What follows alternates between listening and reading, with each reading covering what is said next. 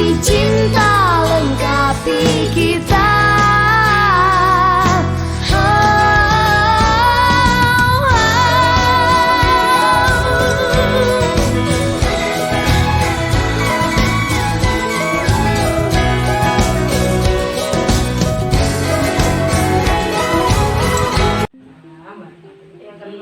Kepala sekolah, pada pagi hari ini saya mau meminta izin bahwasanya pada hari ini saya mau melakukan kesepakatan kelas nanti bersama anak-anak di kelas ini. Seperti itu. Jadi bentuk kesepakatan kelas itu sebenarnya tata tertib, Bu. Cuman kita diperhalus lagi dalam namanya ke anak. Jadinya anak itu juga bisa mengingat. Jadi nanti untuk kesepakatan kelas itu hanya beberapa poin penting saja. Yang penting anak itu paham. Jadi benar-benar dilakukan antara saya sebagai guru dan juga murid-murid di kelompok B.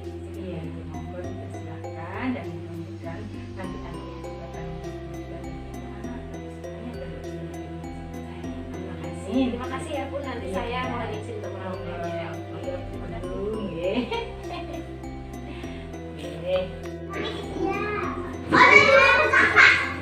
Nah, halo semuanya, duduk lagi. Berarti hari ini sudah siap kita mau apa ya? Menggambar tentang keyakinan kelas kita. Yang pertama tadi apa?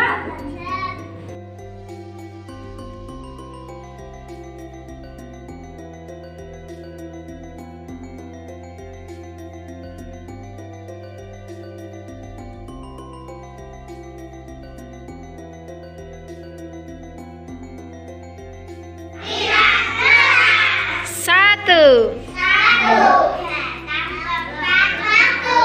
dua,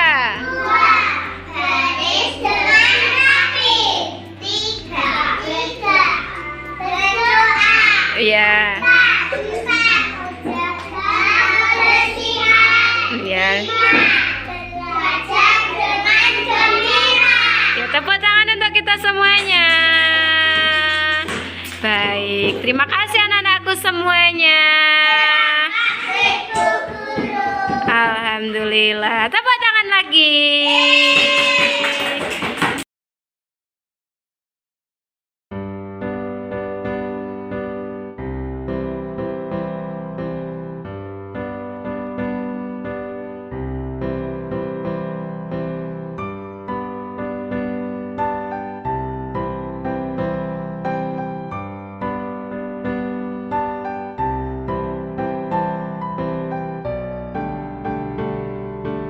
Halo, Bu Eni tanya sekali lagi.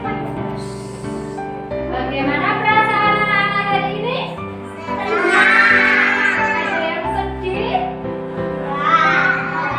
Ada yang sedih enggak? Itu sampai jumpa lagi besok dengan kegiatan yang lebih menarik. Siap belajar? Nanti yang mimpin berdoa siapa? Oke, sini Mas,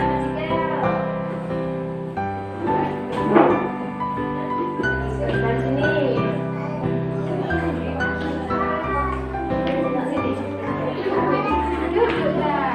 Duduk rapi. Siap nggak? Mari teman-teman kita berdoa. Berdoa mulai.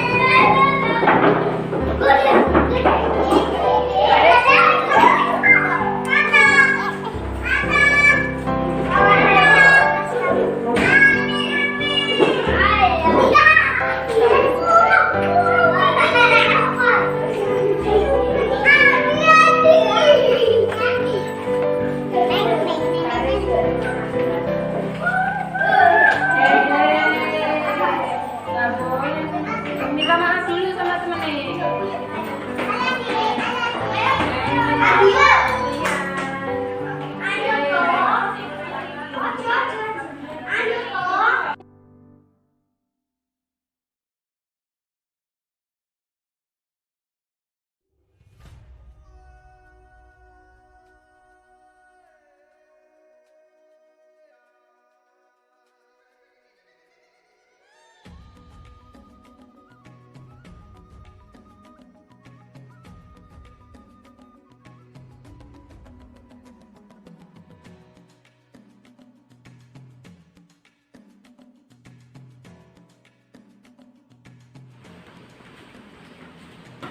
Baik, bismillahirrahmanirrahim. Assalamualaikum warahmatullahi wabarakatuh. Waalaikumsalam warahmatullahi wabarakatuh.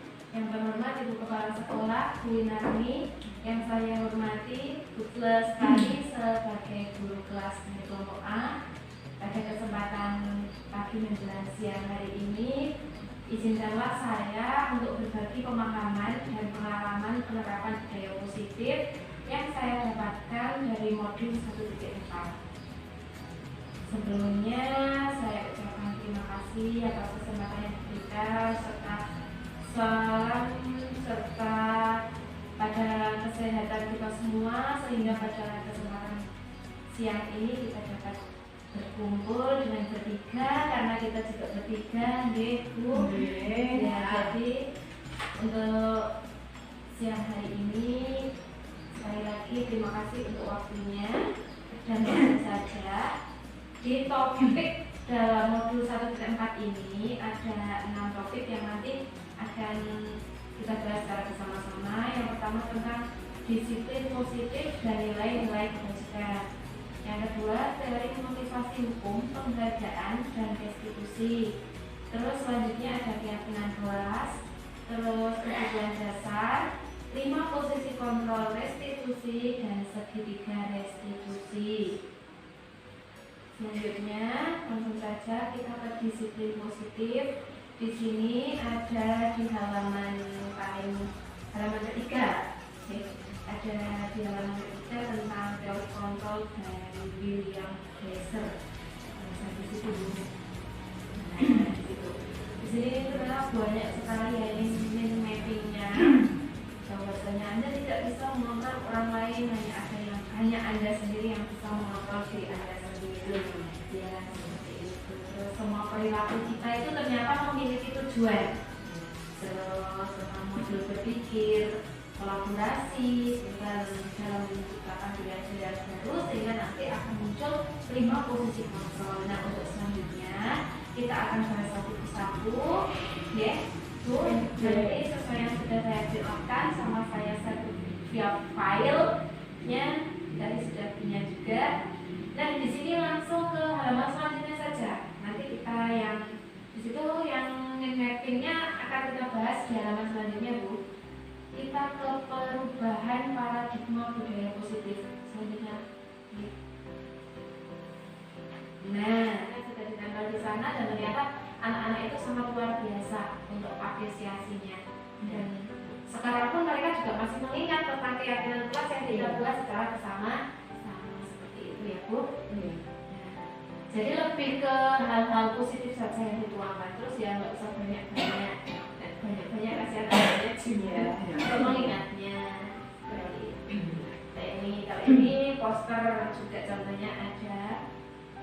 Lanjut untuk keyakinan kelas, sekarang kita ke kebutuhan dasar manusia, dan itu sudah berkali-kali saya berusaha mendudukkan dia di depan kelas bersama saya kakaknya. Nah, ini saya sudah menerapkan Tiga dari segitiga institusinya, menstabilkan identitasnya, validasi tindakan yang salah, dan juga menanyakan keyakinannya. Alhamdulillah anak itu ternyata paham. Iya.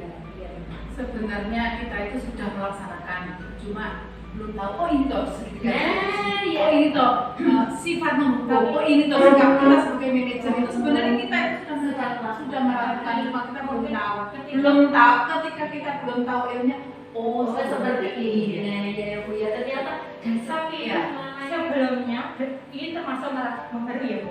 Sebelumnya tapi kita kalau jadi guru itu modalnya memang belum yang ini belum, maksudnya karakter kita sebagai guru itu guru sebagai acuan untuk mendisiplinkan anak, bukan dari anaknya sendiri seperti itu. Guru pemantau mendampingi anak agar berdisiplin, mengingatkan, tapi kenyataannya kita dari sini membelajarkan anak sendiri untuk bagaimana mencari solusi agar mereka bisa menyelesaikan apa yang terjadi setiap saat itu yang mereka lakukan.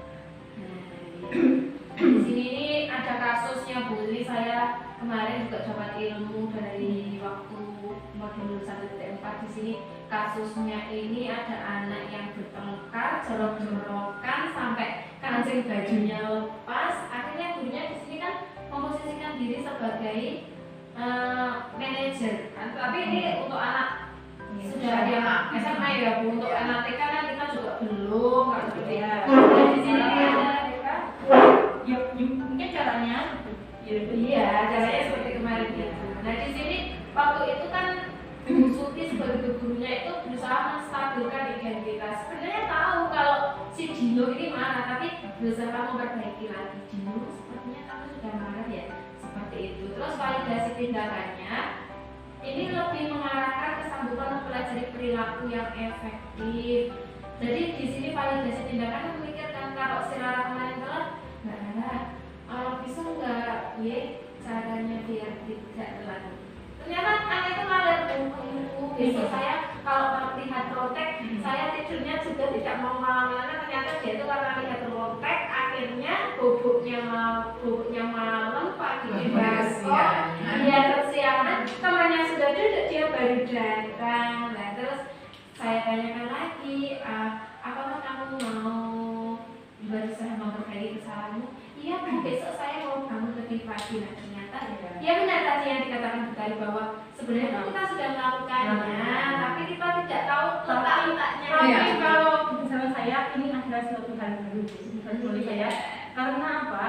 Kalau dulu ini kan semuanya kita hanya mendampingi di sini ya. Semua penyelesaian masalah bukan kita yang menunjukkan, kita yang memberikan solusinya. Tapi bagaimana? Cuma kita memberikan pancingan saja agar anak-anak bisa memberikan solusinya untuk dirinya sendiri dengan berbagai masalah yang dihadapi. Ternyata seperti itu, dan per anak juga berbeda.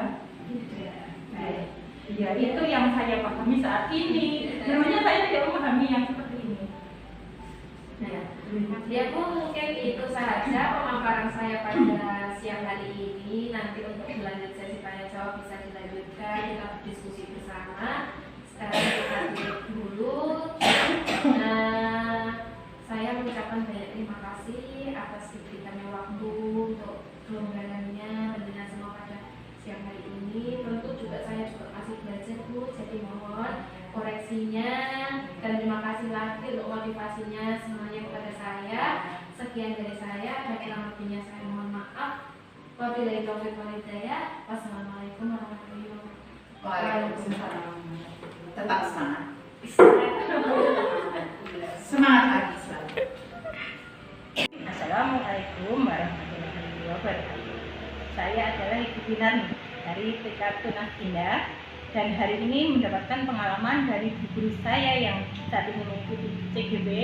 Hebat, semangat guru ya, guru yang hebat, semangat. Terima kasih atas pengalaman yang diberikan ke saya, dan alhamdulillah hari ini saya menemukan hal baru yang sebelumnya mungkin saya anggap apa yang saya lakukan itu baik, ternyata ada yang lebih baik lagi. Terima kasih ya Bu ya untuk pengalamannya hari ini. Terima kasih kami ucapkan. Semoga terus maju, semangat, maju bu gurunya, maju sekolahnya. Amin ya rabbal alamin.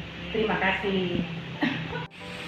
Assalamualaikum warahmatullahi wabarakatuh. Semangat pagi. Saya Sri Lestari, rekan sejawatnya Ibu Anggraini, CDP Angkatan 7. Saya mengucapkan terima kasih atas kelas berbaginya, pengalaman penerapan budaya positif hari ini, dan terima kasih untuk kedepannya menjadikan pengalaman pembelajaran bagi kita semua. Tetap semangat untuk menjalani depannya. Semangat pagi. Assalamualaikum warahmatullahi wabarakatuh.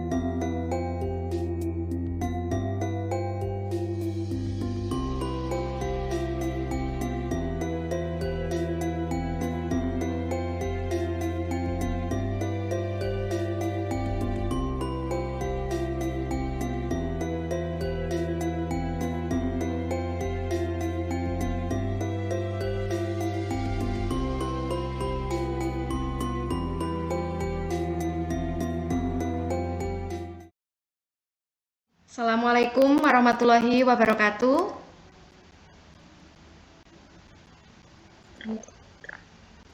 Baik, sebelumnya selamat siang ibu-ibuku semuanya dari Gugus 2 IGTKI Kecamatan Tulaan, dari TK Satya Dharma, TK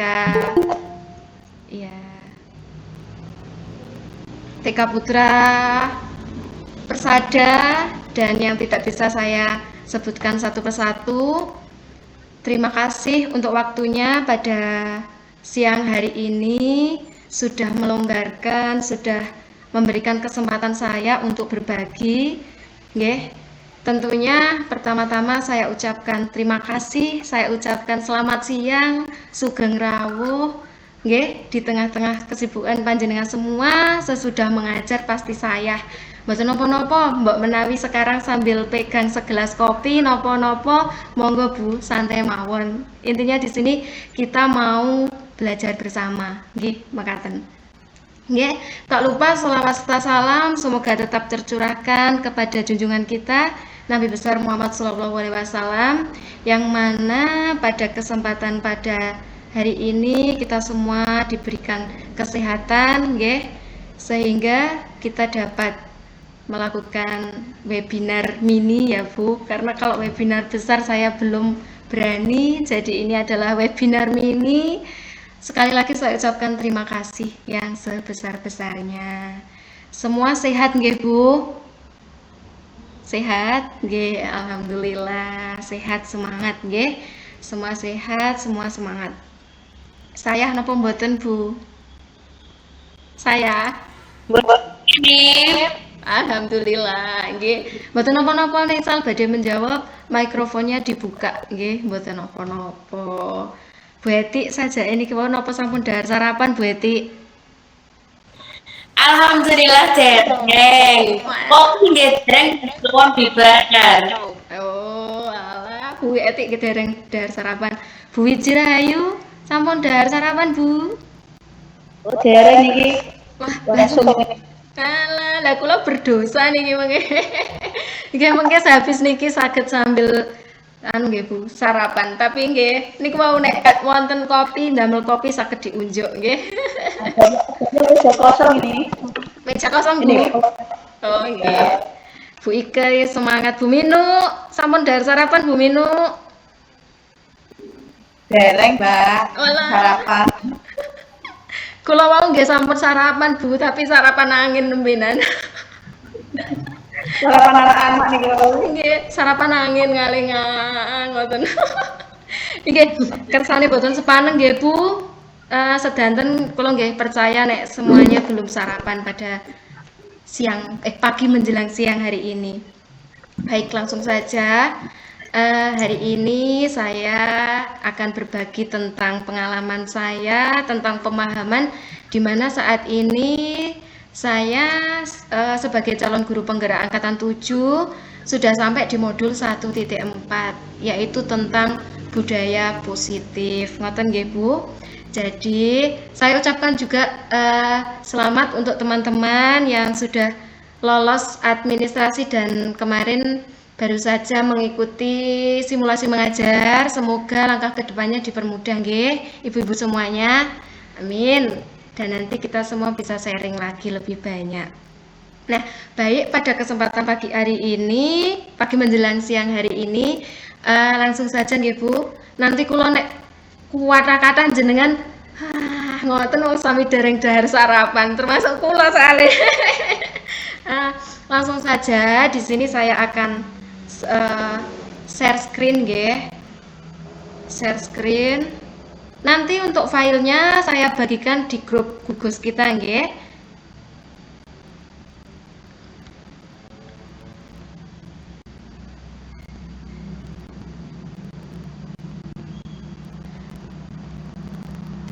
Sampun kelihatan nggih Bu? Sampun, alhamdulillah. Nggih, terima kasih Bu. Nah, di sini langsung saja nggih. Saya akan berbagi pemahaman dan pengalaman tentang penerapan budaya positif dari modul 1.4, yaitu yang sudah saya lakukan, yang ilmu yang sudah saya dapatkan di pendidikan guru penggerak ini. Nah, ini saya tadi sudah mengucapkan selamat datang untuk panjenengan semua. Itu foto saya ya Bu, kecil, mungil, profil saya seperti itu, tambah lagi saya nangisan orangnya. Jadi ampun dibully. Nah, ini cakupan yang nanti akan kita bahas. Di sini ada 1, 2, 3, 4, 5, 6. Ada 6 bagian yang nanti akan kita bahas. Yang pertama tentang disiplin positif dan nilai-nilai kebajikan. Yang kedua, teori motivasi hukum, penghargaan, dan restitusi. Yang ketiga tentang keyakinan kelas. Yang keempat tentang kebutuhan dasar. Yang kelima tentang 5 posisi kontrol restitusi. Dan yang keenam tentang segitiga restitusi. Jenengan ampun pusing riyen nggih Bu, mengke apa kuwi iki aku apa paham. Biasane ngoten niku, tapi kula percaya yang di sini semuanya luar biasa kok. Nggih. Ampun bingung riyen. Nanti kita pelajari satu persatu. Nggih Bu nggih. Suara saya kedengaran, Bu? Kedengaran, Bu ini. Oke, terima kasih. Nggih, nek ngoten saya lanjut lagi nggih. Oke. Nah, untuk selanjutnya, nah ini di sini ada mind mappingnya. Tidak usah saya bacakan. Mungkin nek saya bacakan panjenengan semua ngantuk pun toh. Percaya kula. Jenengan nek tak bacakan satu persatu niki mungkin ngantuk. Sekilas saja, ini mind mappingnya saya dapatkan dari pendidikan program guru penggerak juga. Di sini ada tentang disiplin positif, teori kontrol by William Glasser. Di sini banyak sekali ya Bu. Nanti PPT-nya pokoknya dalam bagikan, jadi panjenengan semua saged mempelajarinya. Lanjut saja nggih, untuk mind mappingnya kita abaikan dulu. Nah, gini, ini ke perubahan paradigma budaya positif. Dr. William Glasser dalam kontrol teori yang kemudian hari berkembang dan dinamakan choice theory, meluruskan beberapa miskonsepsi tentang makna kontrol. Nah, di sini yang pertama yaitu tentang ilusi guru mengontrol murid. Pasti panjenengan semua juga sudah melakukan ini semua, ibu-ibu nggih. Yaitu di mana kita tidak boleh memaksa kehendak murid kecuali ketika murid mengizinkan kita untuk dikontrol. Nah, teori kontrol menyatakan bahwa semua perilaku memiliki tujuan, bahkan terhadap perilaku yang tidak disukai. Yang kedua, tentang ilusi bahwa semua penguatan positif efektif dan bermanfaat. Sebelumnya tentang ilusi guru mengontrol murid itu pasti panjenengan semua sudah melakukan gitu Bu. Gini apa mboten? Oke, lanjut. Yang kedua tentang ilusi bahwa semua penguatan positif, efektif, dan bermanfaat, yaitu dalam jangka waktu tertentu, kemungkinan murid tersebut akan menyadarinya dan mencoba untuk menolak bujukan kita, atau bisa jadi murid tersebut menjadi bergantung pada pendapat sang guru untuk berusaha. Nah, di sini ini dengan adanya ilusi ini bahwa murid itu akan menjadi tergantung pada kita Bu. Jika kita hanya membujuknya dengan kata-kata yang halus seperti itu nggih.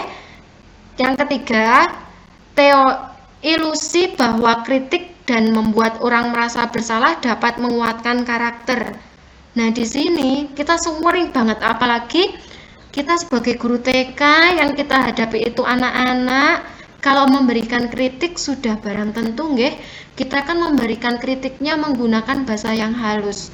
Misal ada anak waktu maem ngobrol sama temennya gitu. Terus kita kan nggak mungkin kalau mau membentak atau apa kan bukan kita gitu loh. Karena kita itu guru TK, mesti kita mengkritiknya dengan suara yang halus, tetapi mereka di sini sebenarnya kan merasa bersalah. Contohnya, Mas, nek maem kok cacar-cacar koyo ngono to, Mas. Nek maeme cacar-cacar ngono kuwi engko nek akeh semute piye? Terus sampean piye? Mesti seperti itu, gitu. Nah, lanjut yang selanjutnya, ilusi bahwa orang dewasa memiliki hak untuk memaksa. Nah, ini Bu, kadang kan kita sebagai orang dewasa juga punya hak loh sebenarnya untuk memaksa anak dan menyadari bahwa perilaku memaksa itu tidak akan efektif untuk jangka panjang ternyata. Apalagi sebuah hubungan permusuhan akan terbentuk jika anak itu memaksa.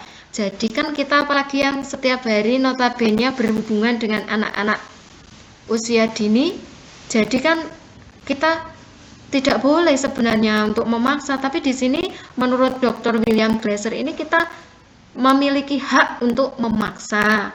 Seperti itu nggih Bu. Nah, untuk selanjutnya ini next saja ya Bu. Nanti di sesi tanya jawab monggo kita nanti saling sharing, saling berbagi, nggih. Untuk sementara saya memaparkan dulu tentang apa yang hari ini akan saya bagikan ke panjenengan semuanya. Nah, lanjut. Nah, di sini loh. Disiplin positif dan nilai-nilai kebajikan. Pasti jenengan berpikir seperti ini.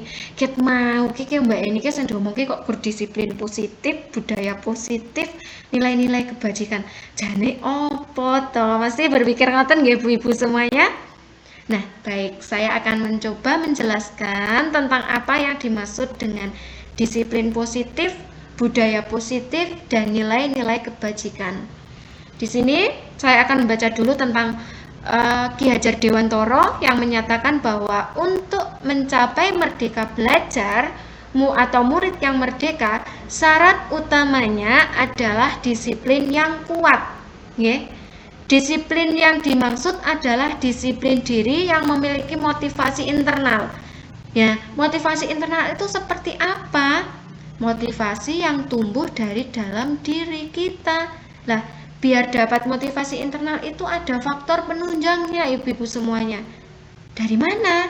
Ya, apalagi kalau anak berasal dari lingkungan keluarga terutama, lingkungan keluarga. Nah, di sini yang membentuk itu ya lingkungan keluarga itu sendiri sebenarnya dari awalnya. Nah, di sini kan sudah runtut disiplin. Sekarang apa tuh disiplin? Disiplin adalah sesuatu yang sudah ditentukan dan dilakukan secara terus-menerus, gitu. Nah, di sini sebagai pendidik, tujuan kita adalah menciptakan anak-anak yang memiliki disiplin diri, sehingga mereka bisa berperilaku dengan mengacu pada nilai-nilai kebajikan. Kebajikan universal. Kebajikan universal itu kebajikan yang menyeluruh. Kebijakan universal. Oh, saya salah ketik. Dan memiliki motivasi intrinsik bukan ekstrinsik, nggih. Nah, di sini dengan adanya disiplin yang sudah diterapkan itu yang berlangsung secara terus-menerus akan menimbulkan disiplin positif, yaitu pembiasaan yang baik, yang positif, yang berlangsung secara terus-menerus atau continue, nggih. Nah, dari kebiasaan yang terus-menerus ini jadilah sebuah budaya. Budaya yaitu pembiasaan-pembiasaan baik yang diterapkan di lingkungan sekolah terutama, karena kita yang dibahas adalah tentang budaya disiplin di sekolah.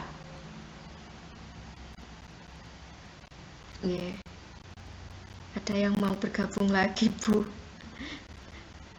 Baik, saya lanjutkan.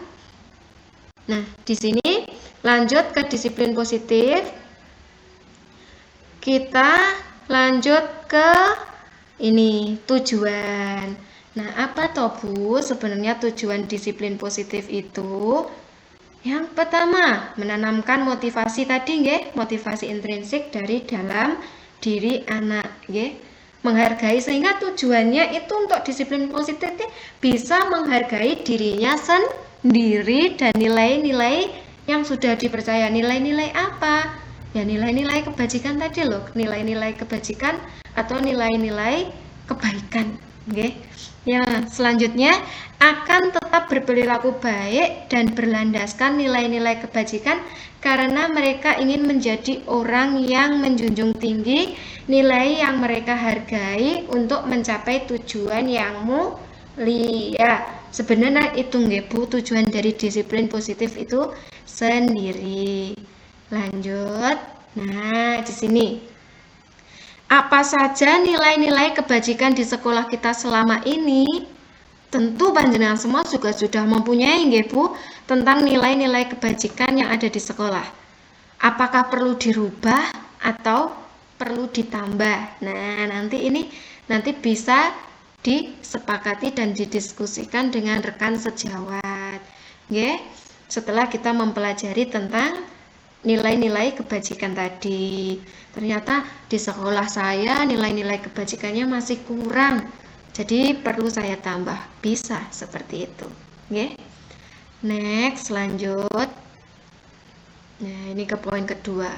Tentang setelah disiplin tadi, disiplin positif, budaya positif, kita ke motivasi, yaitu motivasi, hukuman, dan penghargaan atau restitusi. Nah, di sini Diane Gosen ini seorang tokoh dalam bukunya Structuring School Discipline menyatakan ada 3 motivasi perilaku manusia. Yang pertama, untuk menghindari ketidaknyamanan atau hukuman. Yang kedua, untuk mendapatkan imbalan atau penghargaan dari orang lain.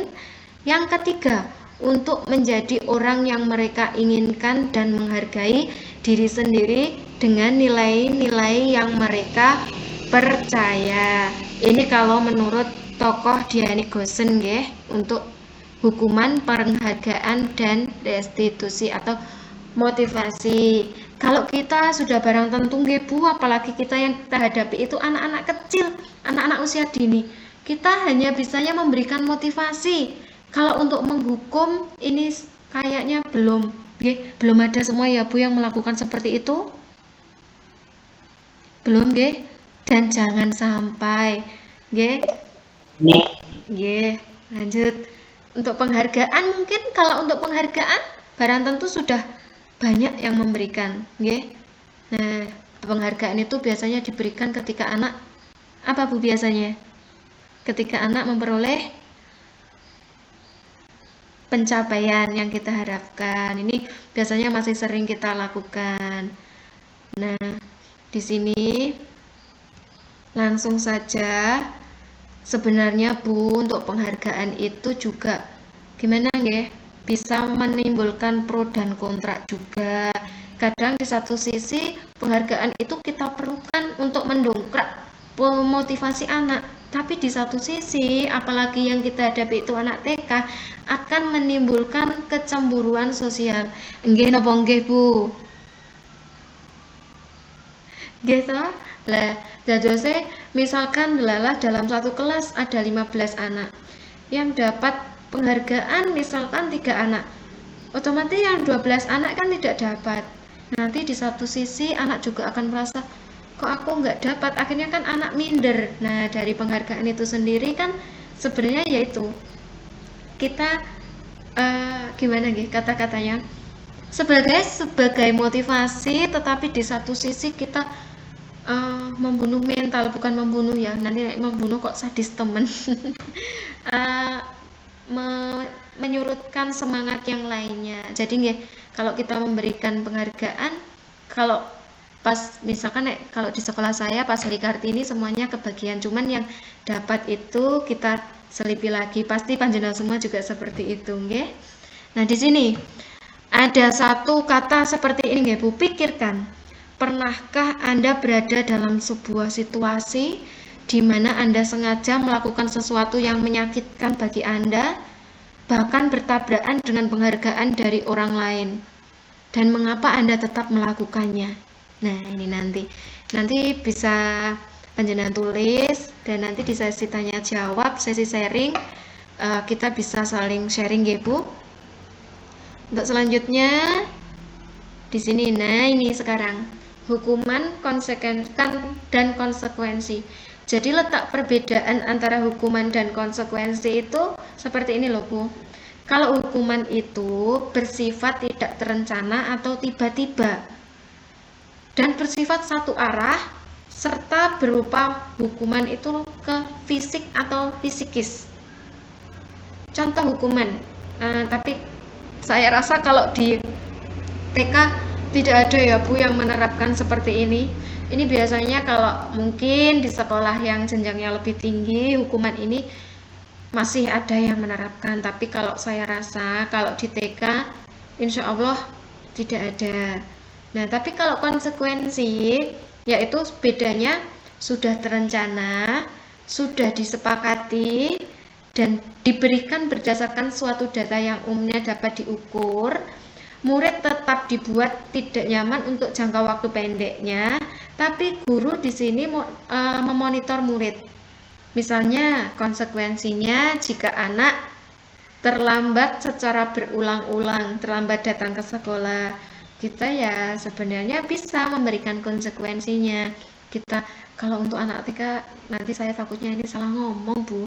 Kalau anak TK kan kita ngomong putrane ya ngomong ibu gitu.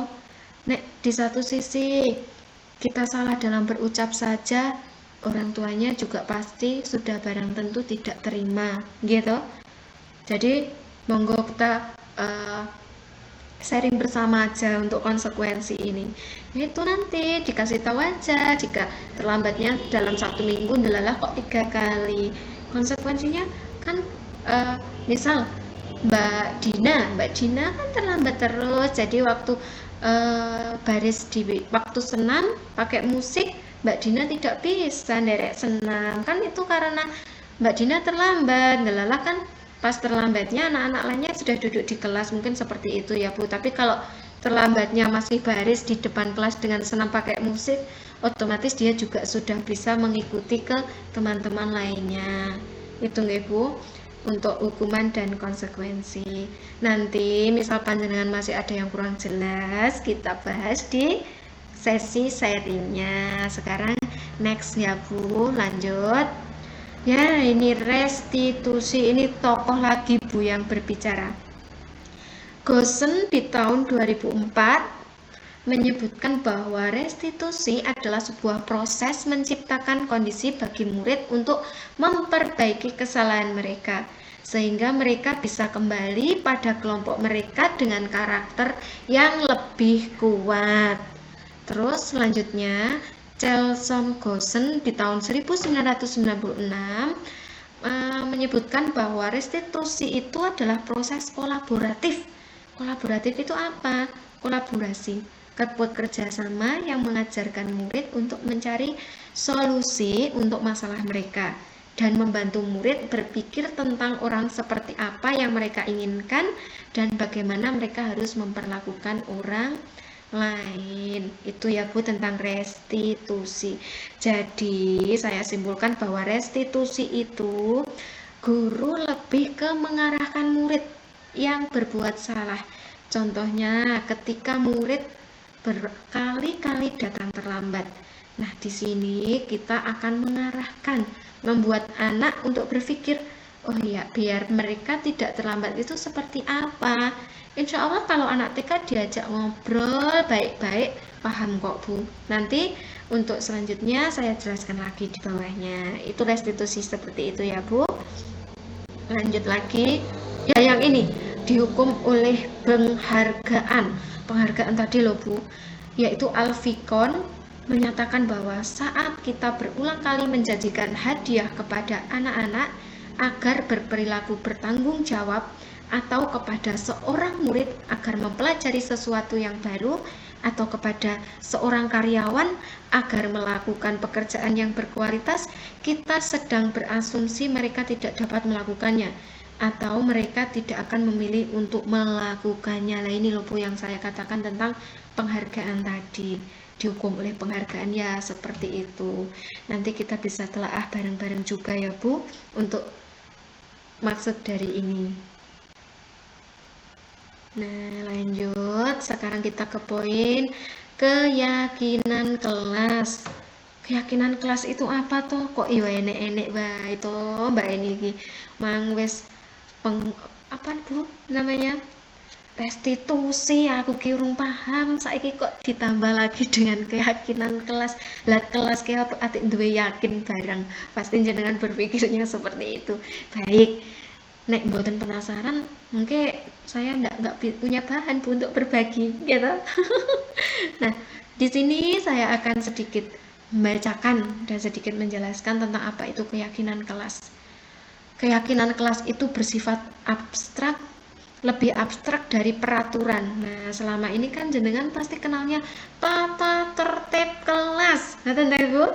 Nah, keyakinan kelas itu nama lainnya diperhalus dari tata tertib kelas, diperhalus lagi menjadi keyakinan kelas. Biasanya kan di tata tertib kelas pasti panjenengan semua tulisannya seperti ini. Tidak boleh datang terlambat, tidak boleh membuang sampah sembarangan. Seperti itu nggih, mayoritas. Nah, tapi sebentar ada yang gabung lagi. Tapi di keyakinan kelas ini Bu, dan lanjut ya. di keyakinan kelas ini, jenengan yang semula dibuat tidak boleh datang terlambat. Kita harus memperhalus dengan kata-kata mungkin seperti ini. Datang tepat waktu. Loh, lebih enak tuh Bu didengarkan. Berarti kan anak-anak sudah mau ini sudah tahu, nek datang tepat waktu, kita datangnya jam berapa toh Bu? Pasti anak-anak bertanya seperti itu. Apalagi kemarin alhamdulillah saya juga sudah melaksanakan membentuk keyakinan kelas bersama anak-anak yang ada di kelompok B. Nggih. Nah, di sini, nah ini loh Bu, ternyata pernyataan keyakinan kelas senantiasa dibuat dalam bentuk positif.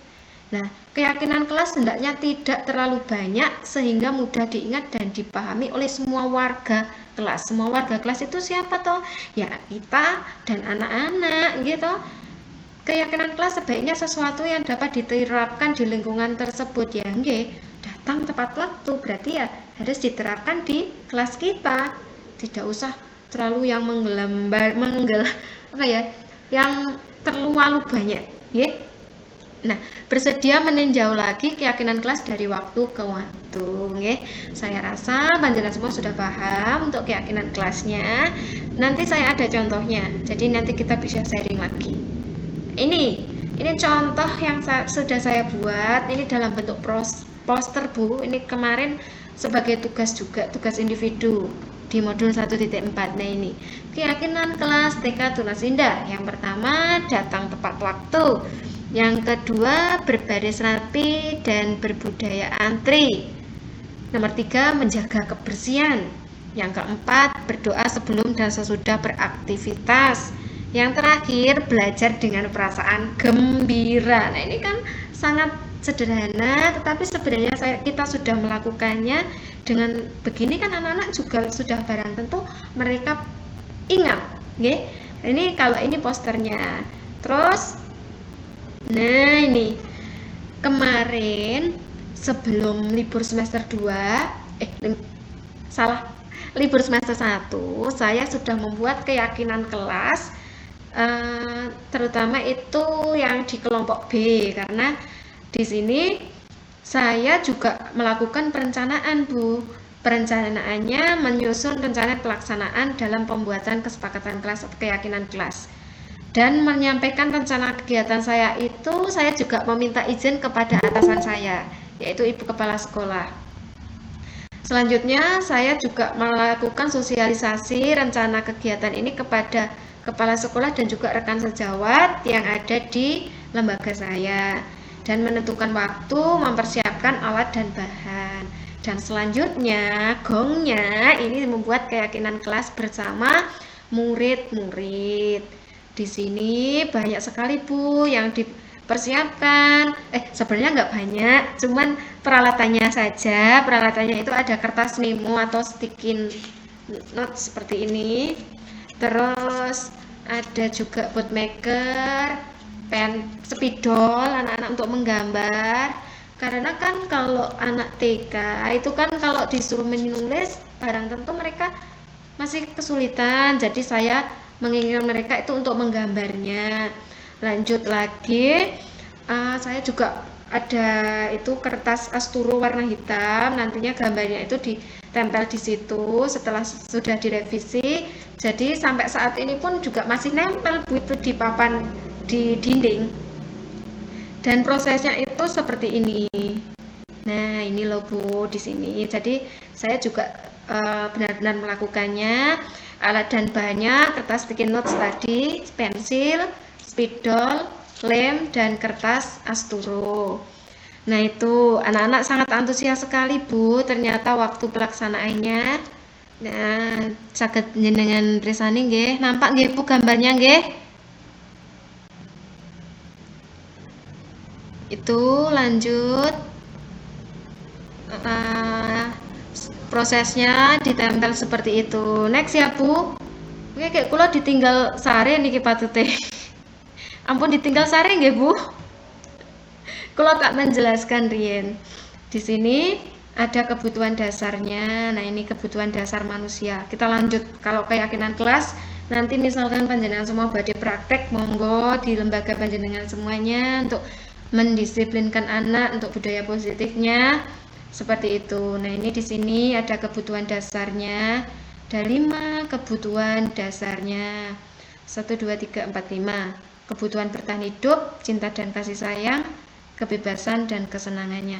Bu, lanjut nggih. Nah, saya tak mutar video. Nanti semisal mboten kedengeran panjenengan bisa anu nggih ke saya.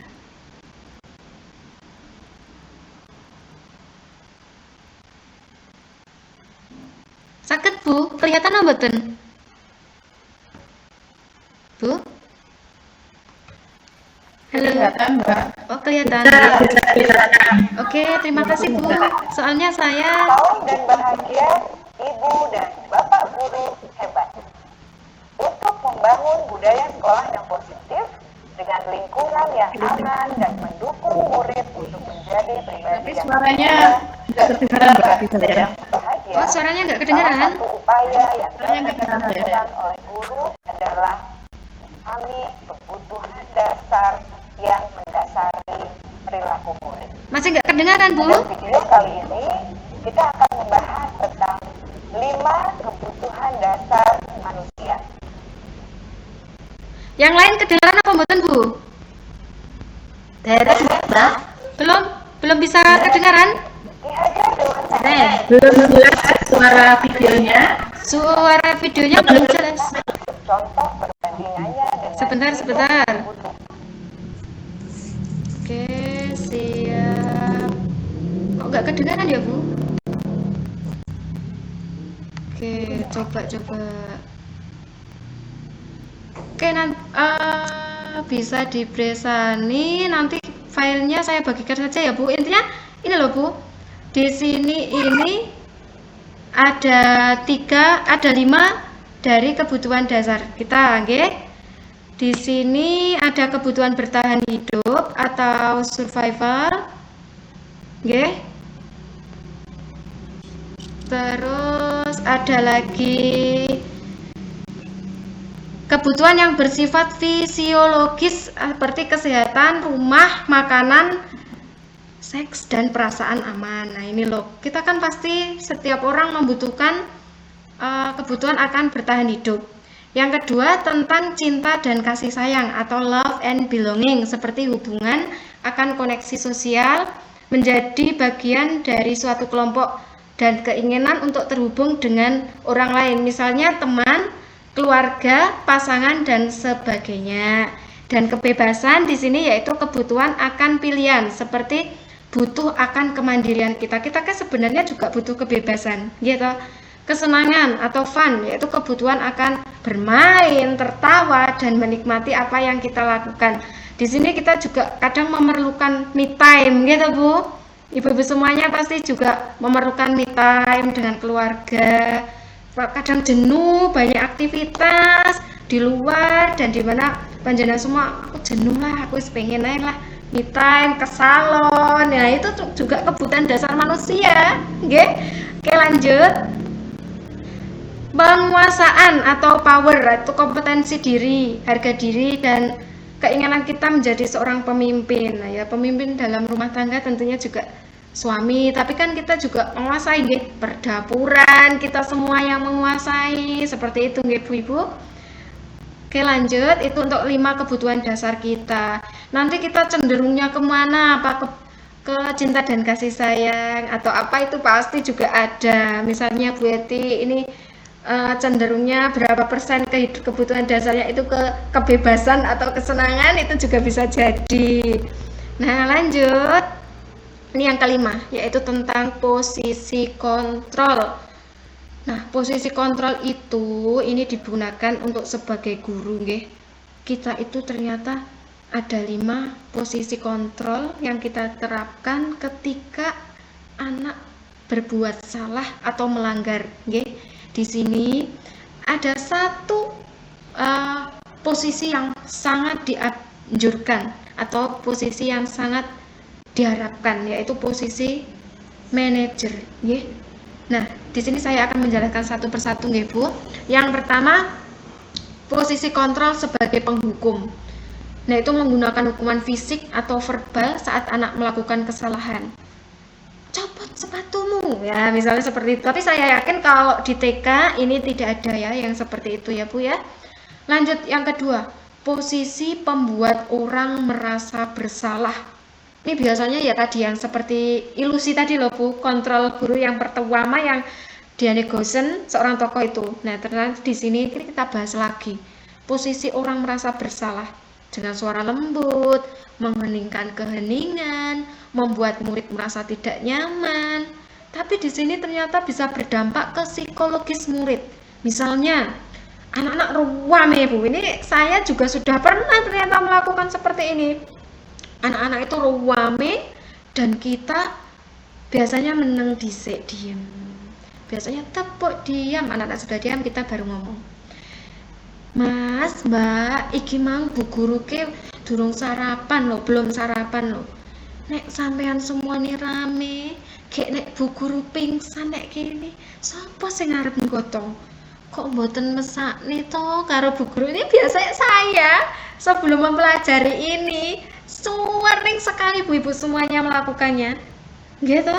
Saya yakin ini panjenengan semua juga sudah melakukan seperti itu. Mas, nenek kabeh ruame, kok nek Bu guru nangis piye? Mboten kasihan toh sama Bu guru. Nah, seperti itu. Gitu, Bu. Nah, saya yakin. Nah, ini sebenarnya posisi seperti ini itu membunuh psikologis murid atau anak nggih. Sebenarnya anak itu juga merasa salah. Nah, ini membuat orang merasa bersalah itu ya seperti ini loh. Nah, untuk yang poin ketiga, posisi sebagai teman. Kalau posisi sebagai teman ini sudah tentu kita juga sudah melakukannya, okay? Misalkan anak tidak menyelesaikan tugasnya, Bu, saya capek. Karena kan kita sudah tentu kan menjawabnya seperti ya sudah, nek sudah capek ini juga sudah waktunya istirahat, diselesaikan besok ya. Pasti jenengan seperti itu. Jadi, tapi di satu sisi dari posisi teman ini anak akan cenderung bergantung pada kita. Malah hendak nek ora selesai sesuk kena seperti itu loh Bu. Minusnya seperti itu, nggih. Nah, lanjut untuk posisi pemantau atau monitor, biasanya guru itu mengandalkan perhitungan atau data dengan catatan berdasarkan peraturan. Jadi di sini kita hanya memonitoring tanpa memberikan arahan. Kita hanya salah satunya misal adalah kita punya satu murid yang biasanya domblong wae. Kita tidak menegurnya secara langsung, tapi kita hanya menjadi pemantau atau monitor. Ya apa ya kira-kira Mas ketek domblong wae, apa penyebabnya, apa pemicunya. Terus kita hanya mencari tahu, misalkan adalah pas pulang sekolah si anak ini dijemput sama ibunya sama adiknya. Terus sama adiknya dia ternyata sering ditukari. Oh, berarti bocah iki enek kelas gondong wae karena dhek di rumah kebiasaan ngalahan ambek adike. Nah, itu kan kita hanya menerka-nerka, hanya sebagai pemantau saja ya Bu. Terus kita juga hanya berdasarkan datanya kita taunya dari mana? Ya dari orang tuanya. Kita tanya, kenapa Toma Bu, ini kok domblong saja? Iya Bu, soalnya adiknya kalau di rumah. Nah, ini berdasarkan pengalaman saya juga, nggih. Dan yang terakhir sebagai posisi manajer ini sangat diharapkan sekali nggih Ibu-ibu semua, di mana tugas dari guru itu memposisikan dirinya untuk membimbing, nggih, membimbing murid untuk mengatur dirinya sendiri. Ya tadi loh Bu, mengembalikan murid yang salah agar bisa diterima di lingkungannya itu sendiri. Contohnya murid yang tadi selalu datang terlambat, kita sebagai posisi manajer harus bisa mengarahkan anak ini agar dia mulai berpikir, ini tidak kita yang memberikan arahan loh ya, kita hanya memancing. Nantinya si anak ini akan mulai memikirkan, kenapa ya aku kok terlambat terus dan aku harus seperti apa, ngoten ya. Ini untuk posisi manajer. Nanti saya juga punya contohnya Bu, kasusnya, nggih. Nah, nanti dari posisi guru kita arahkan ke segitiga restitusi. Lah, tenang Bu, niki poin terakhir. Sesudah niki nanti kita sharing. Opo meneh Mbak Eni iki jam niki jam piro? Wis jam 10.51 iki jam 11 sarapan adek tambah-tambah ya. Sabar nggih. Segitiga restitusi. Nah, ini Bu, seperti yang dikatakan tadi, restitusi yaitu membantu murid memiliki tujuan, disiplin positif dan memulihkan dirinya setelah berbuat salah. Nah, adapun segitiga restitusi itu yaitu menstabilkan identitas, validasi tindakan yang salah, dan menanyakan keyakinan. Nanti saya langsung ke contohnya saja nih Bu. Dari segitiga restitusi ini diposisikan kita sebagai posisi manajer, ya, sebagai posisi manajer tadi loh Bu. Ya. Langsung saja kita ke kasus dari penerapan segitiga restitusi. Jadi ini ceritanya begini, ada dua anak, Anto dan Dino, sedang bermain di lapangan basket. Ini saya kemarin dapat di LMS saya. Kemudian karena ada sesuatu namanya anak, mungkin ini anak SMP ya Bu, kalau anak TK kan ya tidak bermain basket. Akhirnya jorok-jorokan, berkelahi sampai 3 kancing bajunya itu lepas. Nah, di sini Bu gurunya, ibu kepala sekolahnya, Bu Suti, yang memanggil dua anak itu untuk menyelesaikan permasalahannya dengan menerapkan segitiga restitusi. Bu Suti di sini berpihak sebagai posisi manajer. Oke.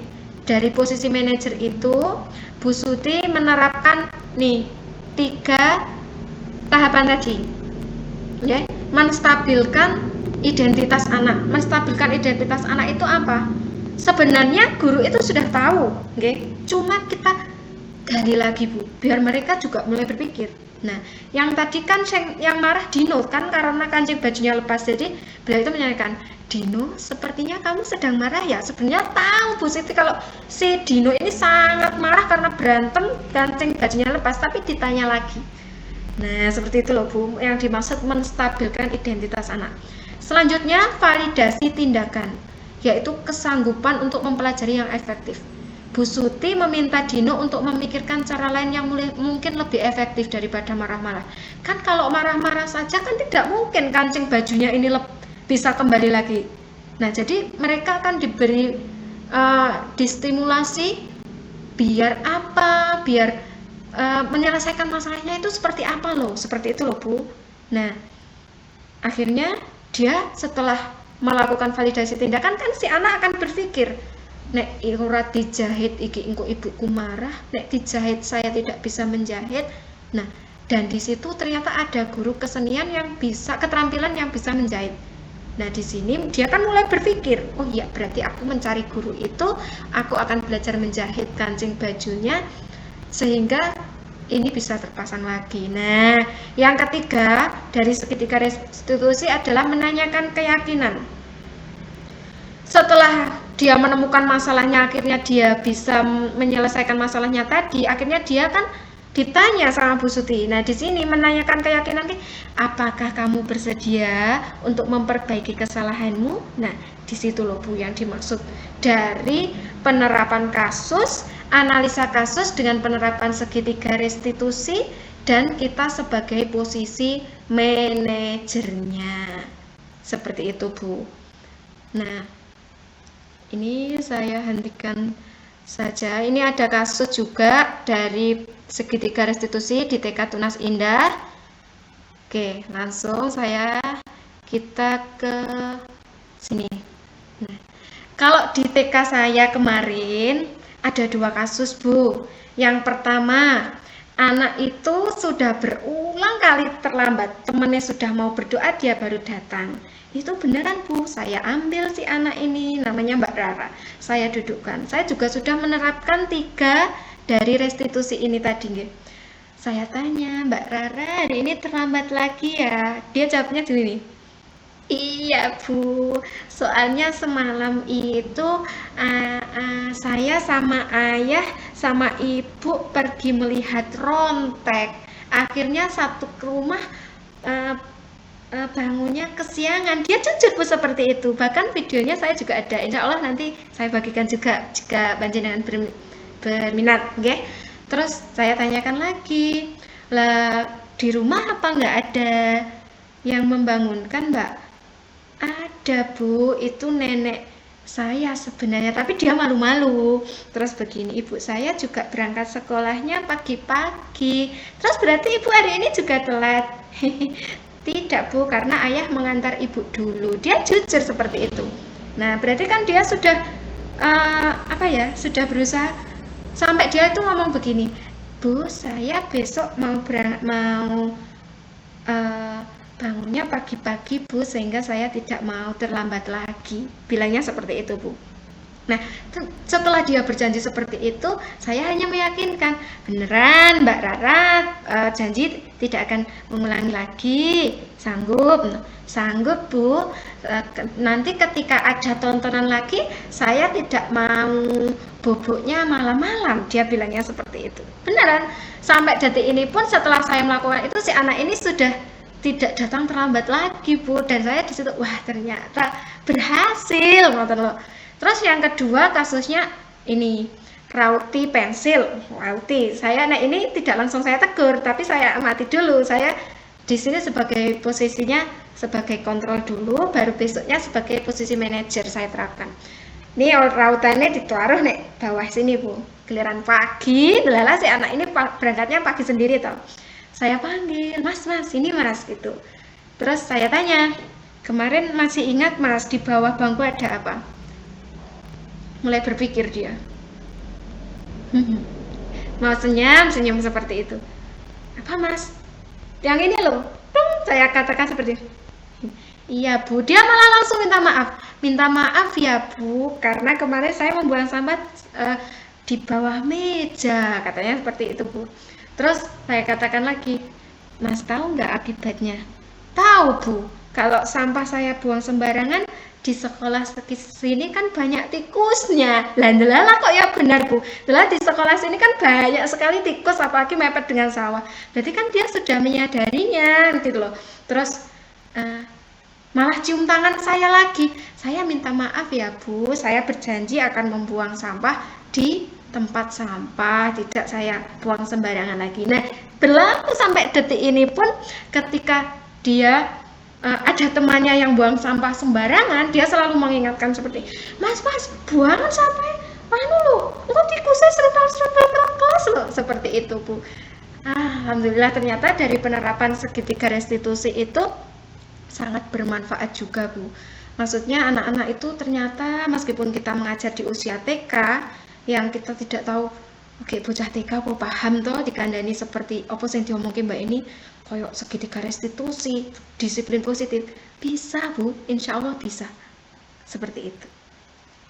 Ya mungkin itu Bu untuk hari ini sharingnya. Untuk sekarang monggo silakan sesinya panjenengan semua untuk sharing bersama saya apa yang ingin kita sharingkan di sini. Nanti kalau saya bisa menjawab ya saya jawab, kalau tidak bisa ya nanti kita diskusikan bersama. Monggo bisa raise hand atau juga dinyalakan mikrofonnya. Monggo Bu.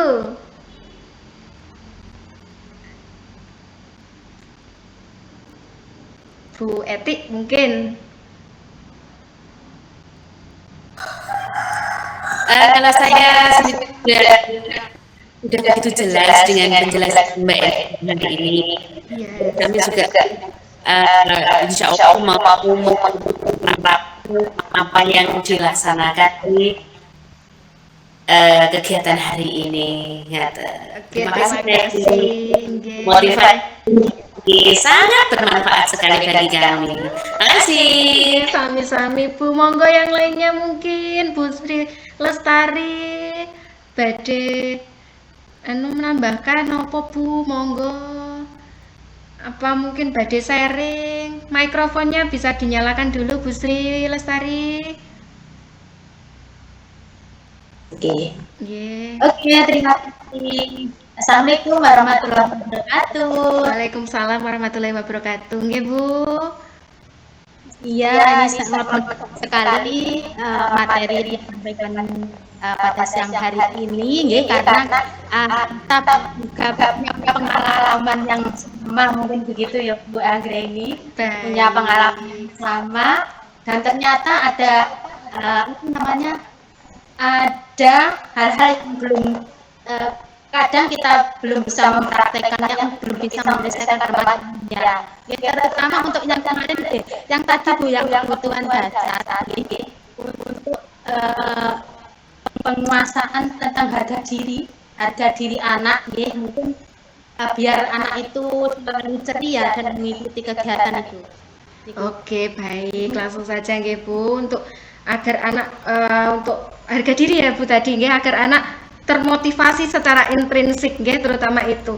Jadi begini Bu, memang kan anak itu sebenarnya kita kalau bilang Mas sampean ketek nakal men, nanti kan itu salah nggih toh? Kita salah. Nah, kita yang di sini yang dimaksud mencari kesenangan itu sebenarnya anak jahil. Contohnya ya Bu, ngambil pensilnya koncone. Sebenarnya di sini kita juga harus memantau ternyata dari segi ini sebenarnya dia itu untuk diperhatikan saja Bu. Mungkin dari sini dia cuma iseng saja, iseng untuk mencari kesenangannya seperti itu. Di satu sisi dia ingin diperhatikan Bu. Karena apa? Mungkin dia melakukan kejahilan seperti itu pengen digatekne karo teman-teman yang lain seperti itu. Untuk motivasi kesenangan sendiri dalam proses kegiatan belajar mengajar ya Bu, tentunya kita bisa selipit dengan apa ya? Bukan yel-yel, apa ya Bu? Motivasinya itu bisa menggunakan juga cerita Bu. Nah, saya sebelum itu saya akan bercerita. Tadi Bu, delalah namanya anak itu enek sing ngolok-olok kancane, tukang ngolok-olok koncone. Alah, botolmu elek, sepatumu Jordan, sepatumu biasa seperti itu. Pasti panjenengan semua juga punya murid yang seperti itu nggih. Coba panjenengan praktekkan cara seperti ini Bu. Saya tadi mengambil satu lembar kertas seperti ini. Anak itu duyem. Halo Mas, Mbak, Bu ini punya sesuatu. Punya apa ini? Selembar kertas Bu, gitu. Warnanya kuning tadi. Selembar kertas. Tadi Bu Guru kok dengar ada yang bilang sepatumu elek, tasmu elek, botol minummu kok elek, seperti itu nggih. Terus saya gini, selembar kertas ini kalian ibaratkan ini orang, nggih. Kalian ibaratkan ini orang atau kalian, nggih. Nah, dari sini kalian katakan sepatumu elek, kruwes sitok. Botol minummu elek, kruwes meneh. Atine temanmu sing mbok lokne. Sepatumu tuh Jordan, sepatumu elek, kruwes meneh. Apa gambaranmu kuwi elek, Mas, kruwes meneh.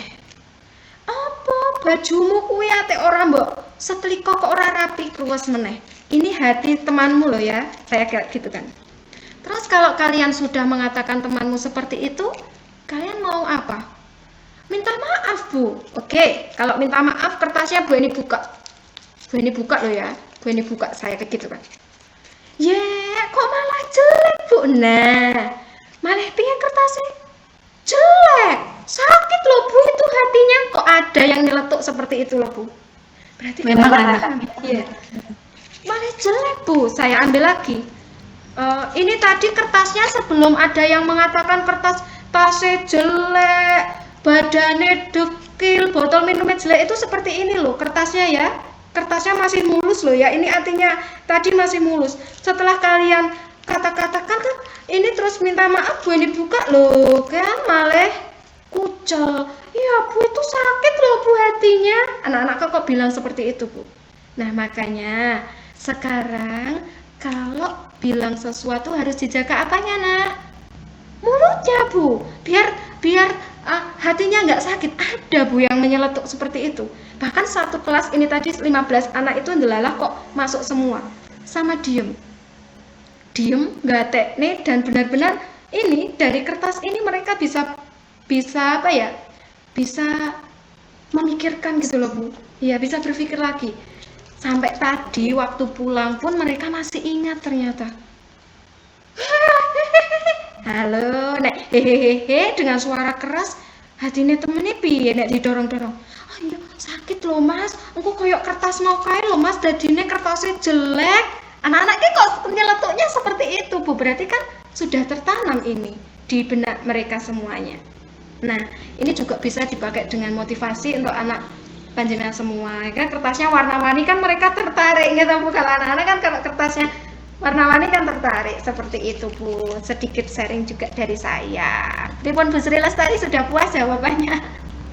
Sudah, alhamdulillah saya sudah memahami. Memang anak yang musik itu biasanya memang anak yang cerdas. Oke, baik, terima kasih. Terima kasih.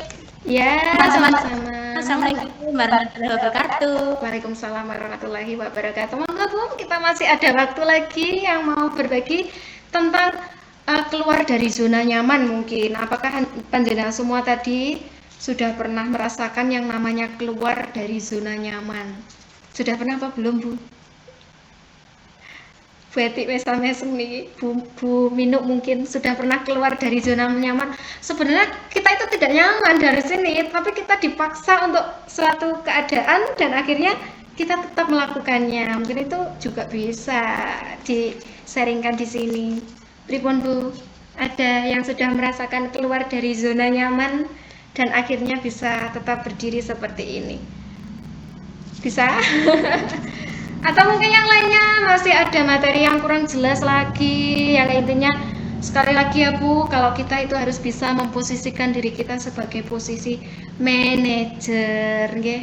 Baik di sekolah, ini juga bisa para ibu-ibu juga di rumah memposisikan diri sebagai posisi manajer untuk suaminya juga. Nggih, monggo. Masih ada yang kurang jelas atau masih ada mau memberikan kritik saran kepada saya, sangat saya terima Bu, apalagi saya di sini juga masih tahap belajar dengan panjenengan semuanya. Jadi monggo kita di sini saling ya Bu. Kalau tidak saya mau minta foto bersama Bu, monggo kameranya di on-kan semua. Baik, di sesi terakhir ini saya mengucapkan banyak terima kasih untuk panjenengan semuanya yang dimana pada kesempatannya sudah meluangkan waktu mau mendengarkan sesi berbagi dari saya. Ya Bu, tentunya saya di sini juga masih banyak sekali kekurangan untuk panjenengan semuanya. Semoga ilmu yang kita dapatkan pada kesempatan siang hari ini juga bermanfaat untuk kita semuanya. Jadi saya pribadi juga mohon maaf yang sebesar-besarnya jika ada salah kata, tutur kata yang kurang kepada panjenengan semuanya. Sekali lagi saya mengucapkan terima kasih untuk teman-teman yang sudah bergabung dari ujung etan, ujung kulon, ujung timur, ujung barat semuanya nggih Bu. Karena bagaimanapun juga katanya ilmu kalau tidak dibagikan nanti rugi gitu. Ya mungkin juga teman-teman yang lainnya bisa di lain waktu juga bisa berbagi lagi dengan kita. Sebentar Bu, saya mau minta foto lagi. 1, 2, 3. Ya, senyum. 1, 2, 3. 1, 2, 3. Alhamdulillah. Mungkin ada tambahan lagi dari ibu-ibu semuanya? Sudah puas apa belum? Sebelum saya akhiri, oke, terima kasih jempolnya. Bu Eti, terima kasih. Bu Minu, Bu Prapti, terima kasih. Bu Yatin, Bu Sri Lestari, Bu Jamilah, Bu Ernawati, dan juga teman-teman lainnya, Bu Eka Pratiwi, Bu Sriani, Bu Srini, terima kasih juga nggih untuk semuanya. Sampai jumpa di lain waktu nggih Bu. Sekian dari saya. Wassalamualaikum warahmatullahi wabarakatuh.